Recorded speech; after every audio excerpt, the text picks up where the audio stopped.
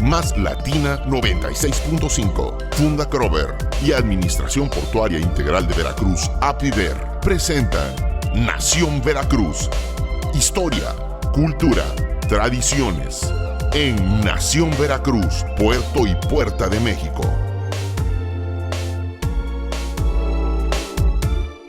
Ya estamos en Nación Veracruz, Puerto y Puerta de México. Este programa destinado para la historia, la cultura, la tradición, las artes, el puerto de Veracruz. Los saluda con muchísimo gusto Jorge Luis Malpica Ortiz en este martes de Carmelina Pliego Medina, que ya está aquí lista con nosotros. Ahora sí, llegué.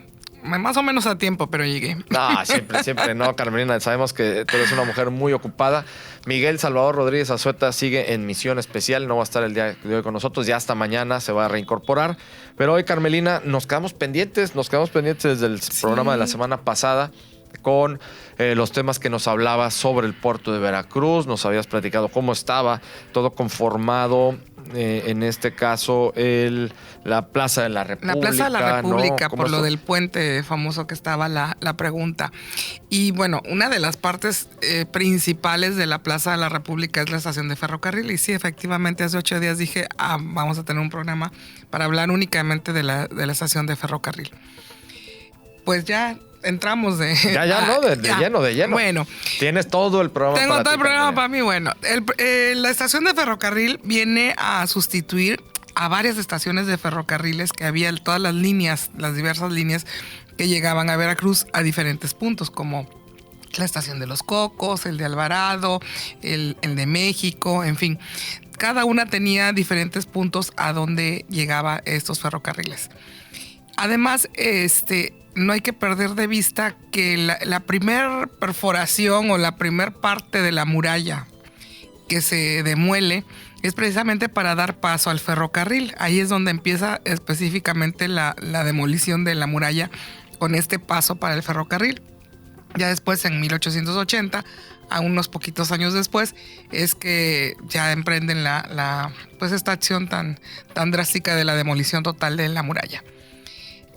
Para finales del siglo XIX, precisamente teníamos estos puntos, diferentes estaciones. Unos llegaban por la parte de Allende, otros llegaban más al sur por lo que es ahora Díaz Mirón, lo que era la Paso de la Libertad. Otros llegaban para acá por Montesinos, precisamente. Pero había diversos puntos en donde había estaciones del ferrocarril. Con la modernización del puerto, al hacerse ya pues un puerto moderno, ya a inicios del siglo XX, con todos los adelantos, las tecnologías, se construye una aduana en forma, no como lo teníamos hasta ese momento, la puerta de mar con sus almacenes o las mercancías ahí expuestas a cielo abierto en lo que era la plaza portuaria. Se construye también un edificio de faros, específicamente para colocar el faro de la ciudad, que estaba antes en lo que era la torre del convento de San Francisco enfrente, y que de alguna manera con estas edificaciones, estas construcciones nuevas, pues ya quedaba pues cubierto, por así decirlo. Entonces por eso se construye el edificio, la Dirección General de Faros, que ahora lo conocemos como el Faro Venustiano Carranza, pero que en ese momento pues todavía Venustiano Carranza no existía, quizá era un niño o un joven, y es la Dirección General de Faros. Se construye también lo que es el edificio de correos y telégrafos, obviamente siempre las telecomunicaciones, que era pues bueno la comunicación, lo más importante para complementar todos estos avances, precisamente para este gran puerto de Veracruz, este gran puerto comercial, ese impulso que se le dio en esta época, a principios del siglo XX. Hasta ahí llegan las obras que se inauguran en 1902. Y al frente, bueno, toda esta esplanada pronto es liberada de los viejos almacenes de la aduana, como ya dije, los de piedra muca, los de metal, en fin, se construyen los jardines. Pero bueno, ¿qué pasa precisamente al demolerse ya toda la muralla y lo que era el baluarte de la Concepción? Queda toda esa esplanada, ese arenal libre. Esos terrenos, desde un principio, desde que está el proyecto de Pearson, eran destinados para la estación de ferrocarril. Ahí tenía que construirse una muy buena estación de ferrocarril en forma, que requería pues ya el moderno puerto de Veracruz, y que para entonces, como ya lo dije hace un momento, había diferentes estaciones pequeñitas por diversos puntos de la ciudad. Pearson, ya después de 1902, él continúa aquí en Veracruz. De hecho, él es el que también integra lo que es la luz eléctrica en las calles, el tranvía, por ejemplo, también con la construcción de la subestación eléctrica. Y bueno, él también se da la tarea de construir la nueva estación de ferrocarril. ¿Para qué año fue esta? 1908, por ahí. 1908 es la subestación eléctrica y lo que es la iluminación pública, el alumbrado público eléctrico con los tranvías, que hasta están las invitaciones, por ahí aparecen en varias fotografías antiguas. La estación es inaugurada en 1911, la estación de ferrocarril. Este edificio, que es emblemático para Veracruz, que aunque de acuerdo a nuestra ley de monumentos ya no vendría a ser histórico de acuerdo a la ley, pero sí es histórico por los hechos que acontecidos en él, y está dentro de la zona de monumentos históricos además, es un ejemplo no tan solo para Veracruz, sino para México entero. Es la primera construcción que se hace con tecnologías de concretos. Tiene varillas, tiene piedra, tiene casetones precolados, adelantos que ya se iban a popularizar en México ya en los años 40, 50, pero para esa época, estamos hablando de la primera década del siglo XX, Pearson trajo desde Inglaterra todo este material. Las varillas son unas varillas cuadradas, incluso con grabadas con nombres de la compañía. Los casetones, para hacer esas losas casetonadas que se llaman, precoladas, y los concretos, aunque los muros siguen siendo de piedra.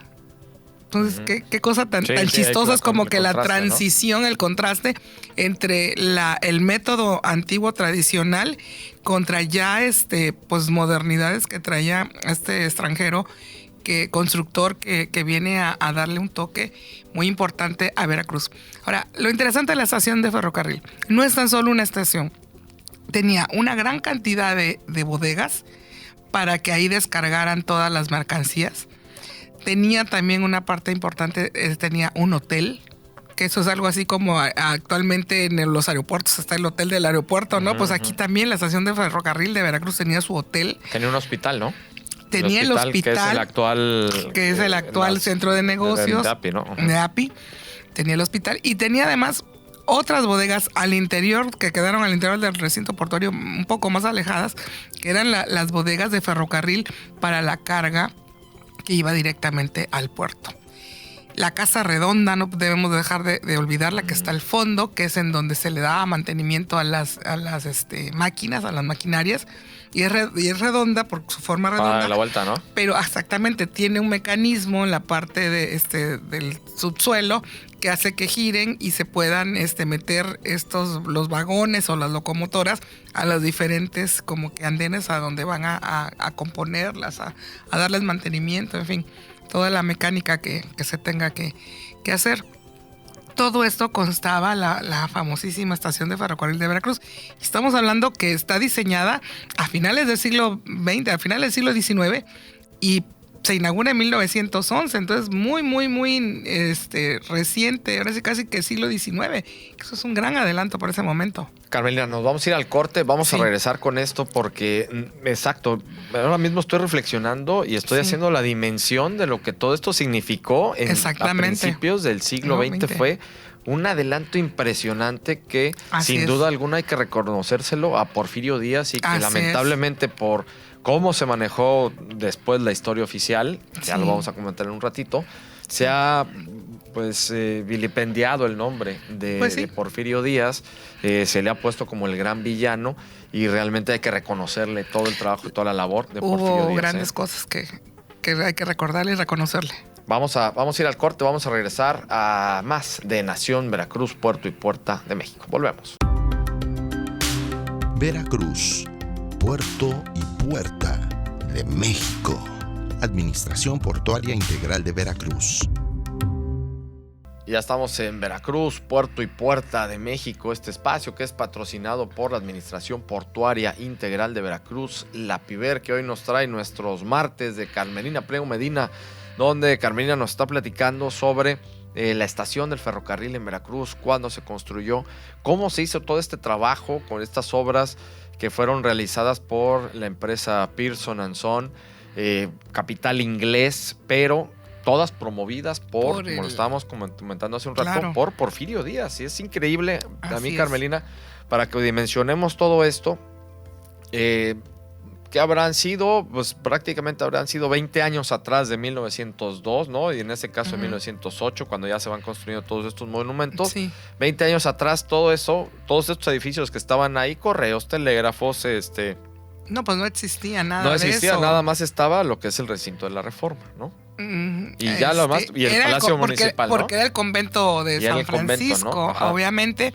Y estaba la puerta de mar, o sea, la muralla con su puerta de mar y los almacenes que ya he dicho, unos en piedra muca, uno grande y los demás en metal. Y todo lo demás era puro terraplén, todo lo ¿no? demás era arena, totalmente, la playa. Entonces hay que dimensionar para principios del siglo XX cómo al hecho de meterle telégrafo, el correo, el ferrocarril, además la luz eléctrica. La luz ¿no? eléctrica, la subestación el faro. Me imagino que la subestación estaba ahí mismo, es la viejísima claro, esa que sí, está ahí, ¿no? que está ya cayéndose el edificio. También pues meterle la electricidad a lo que es todas las calles, la vía pública. Eso es también un gran adelanto. Y los tranvías que pasan a ser ya eléctricos también y ya no los jalados por tracción animal, por mulitas, como decían los tranvías de mulitas, sí. Fue la modernización total de Veracruz y el gran impulso, al gran auge de la ciudad. Oye, a ver, Carmina, continúa también con esto que estabas comentando de la Redonda. Porque nosotros también cuando jugábamos fútbol, lo íbamos a jugar fútbol ahí cuando éramos chavos a la Redonda, que era ahí, ¿no? Entonces es toda la parte de ferrocarriles. ¿Por qué era la Redonda, la Casa de la Redonda y cómo funcionaba? Mira, la Casa Redonda es porque precisamente tiene una forma semicircular, por decirlo así, como un medio círculo, y tiene un mecanismo en el subsuelo, con los rieles, donde vienen las maquinarias que están exactamente al fondo de lo que es la estación y los andenes, y eso gira de tal manera que va acomodando a la locomotora o al vagón y lo va metiendo a cada una de los andenes de reparación. Entonces es redondo aquello porque van entrando pues de manera semicircular. Ahí les daban el mantenimiento, los reparaban, en fin, ya obviamente volvían a sacarlos y ya los llevaban a formarlos para que saliera el convoy completo de todos los... Oye, Carmina, también preguntarte, a ver, porque ahora mismo que me estoy ubicando así mentalmente en esta zona, da toda la vuelta, ¿no? De la Plaza de la República, da toda la vuelta por Montesinos y ya luego se empata con Allende, ¿no? Y en este caso, por ahí pasaban las vías del tren, ¿no? Sí. Y llegaban a la primera estación, que era la estación de Los Cocos, ¿o estoy mal? Ajá. Sí, bueno, la estación de Los Cocos es precisamente las estaciones que había antes. Ahí llegaban otra línea, que el Mexicano y el Alvaradito y el no sé cuántos más, que venían de diferentes puntos. Entonces, con la estación grande de Veracruz, pues ya las otras desaparecieron. Paulatinamente. Cuando vemos las otras estaciones fueron antes de 1911. Pero sí por ahí pasaban las vías, ¿no? Por ahí pasaban las vías que venían todo Allende. Está la gasolinera de Los Cocos, ahí estaba la estación de Los Cocos, así es. Y venía por todo Allende. Ya después desaparece porque ya esos trenes ya llegaban a la estación grande, ya ahí mismo se salían a México, Alvarado, a todos los puntos. ¿Y cuándo es cuando quitan la vía de Allende? Porque no sé si mal no recuerdo, mi mamá siempre vivió por esta zona y me decía que ella sí se acordaba que por ahí pasaba. Que por el medio había una... Sí, había una vía. Niña, ¿no? Claro. Pues mira, no sé exactamente el dato, no lo he investigado, pero pues la estación entró en desuso precisamente en las primeras décadas del siglo XX. Entonces probablemente las vías 10 años más o menos. No, pero mi mamá no está, no, me va a matar 30. Mi mamá. Vamos a sacarle cuentas de sí, no, o no sé si era mi abuelo 40. entonces el que me... Yo creo que era mi abuelo entonces. Sí, no, si no mi mamá me o mata. no, es que igual y por ahí pasaba seguía pasando la vía del tren, pero conectaba directamente a la estación de ferrocarriles. Ah, okay, no exactamente que estuviera ahí la estación. La estación es la que desaparece porque ya entra en desuso por tener la estación grande. Ajá, pero la vía tuvo que haber quedado por ahí, ¿no? Sí, lo que ya no recuerdo, sí, entonces era mi abuelo que se acordaba de las vías del tren, pero digo, obviamente ya mi abuelo ya era, no, pues ya para ese entonces ya era un joven, vaya, ¿no? Él nació en 1912, si no mal recuerdo. Ajá. Y, no, pero mi mamá es de, en los 30, 40, ahí, ¿no? Pues sí. Oye, Carmelina, entonces, conjuntando todo esto, hay un tema que también quiero que nos recuerdes rapidísimo, si tenemos tiempo todavía, que es el puerto de Veracruz. En 1902 es la modernización del puerto, es cuando ya viene el gran auge de Veracruz como puerto, pero ¿por qué en el siglo XIX Tlacotalpan, ya nos los has explicado algunas veces, pero ¿por qué Tlacotalpan era el gran puerto de altura y no Veracruz? Porque en Veracruz hubo epidemias, la peste, y hubo también los bombardeos, las invasiones, no tenemos que olvidarlas, en el siglo XIX, la norteamericana, la francesa, la ciudad de Veracruz y aparte el puerto siempre era precario sobre todas las cosas. No tenemos que olvidarnos que no podían atracar cercanamente porque era muy bajo. Siempre se tenían que estar apoyando con San Juan de Ulúa. Las condiciones de Veracruz no eran muy buenas, que digamos. Y Tlacotalpan, que era la gran ciudad floreciente, en la perla del Papaloapan, una ciudad en donde era estratégicamente el punto geográfico de que llegaban mercancías de diferentes partes de la zona, pues donde había más riqueza comercial, por así decirlo, que si el algodón, que si las maderas, que la caña de azúcar. La caña de azúcar, ¿no? Principalmente, en fin, ahí estaba en un lugar estratégico y era fácilmente navegable el río Papaloapan. Por eso es que a Tlacotalpan la convierten en puerto de altura y entra en un intercambio comercial con Estados Unidos y con Europa. De hecho, ya lo tenía desde antes, pero al ofrecer todas las bondades de un lugar, de un puerto abrigado, por así decirlo, y no pegaban los nortes de golpe porque está dentro de un río. La ciudad era muy moderna para la época, muy bella, no tenía los problemas de la navegación, que estuviera el calado bajo, porque ahorita ya el río está súper asolvado, no lo han desasolvado desde hace no sé cuántos años, pero en aquel momento no. Entonces tenía todo, no estaban las revueltas, no estaba la ciudad tomada, no había las epidemias de peste y vómito negro y todo lo que había en Veracruz, el paludismo, etcétera, etcétera.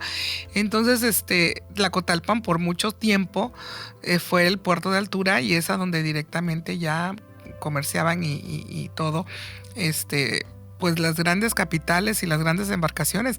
En las familias de Tlacotalpan lo saben cómo llegaban estos barcos de vapor del Mississippi con las ruedas estas. Todos iban directamente a Tlacotalpan y ahí dejaban sus mercancías y se llevaban más. Es precisamente por esta situación que a Veracruz le urgía resurgir, tenía que hacer algo. Entonces es desde finales del 19, más o menos en el 80, cuando está Buró de alcalde, que tiene la idea de que vamos a modernizar el puerto, hay que hacer algo con el puerto de Veracruz. Y en el 85 ellos empiezan en la obra, que obviamente no la pueden realizar y ya es que piden la ayuda al gobierno federal, a Porfirio Díaz, y él a su vez contrata a Pearson. Sí, ya viene. Si te parece, Carmelina, porque ¿qué crees? Ya se nos acabó el tiempo. Para el siguiente martes, vamos a continuar con esto, ver todo este proceso, porque es un proceso bastante largo, donde entran 3 o 4 constructores distintos, luego se quedaron inconclusas desde que empiezan y deciden botar la muralla, ¿no? Así desde ahí también desde el 80, así es. Para poder resolver todo el tema de salubridad pública. Y de ahí, bueno, todo este proceso de la construcción del puerto de Veracruz o modernización del puerto de Veracruz desde, pues, por iniciativa en ese momento ya de Porfirio Díaz hasta su conclusión en 1902 con en la Pearson and Son el 6 de marzo de 1902. Carmelina, nos vamos rapidísimo porque ya tenemos el tiempo la próxima encima. semana, claro que sí. Bueno, vamos a regresar con estos temas. Muchísimas gracias a Carmelina Pliego Medina, nuestra experta en monumentos históricos. Muchísimas gracias, Carmelina, como siempre. Muchas gracias a todos ustedes por su atención. Mañana miércoles en punto de las 9 de la mañana con ustedes con más Nación Veracruz, Puerto y Puerta de México. Pásela muy bien. Más Latina 96.5, Funda Krover y Administración Portuaria Integral de Veracruz, APIVER, presentaron Nación Veracruz, Puerto y Puerta de México. Hasta la próxima.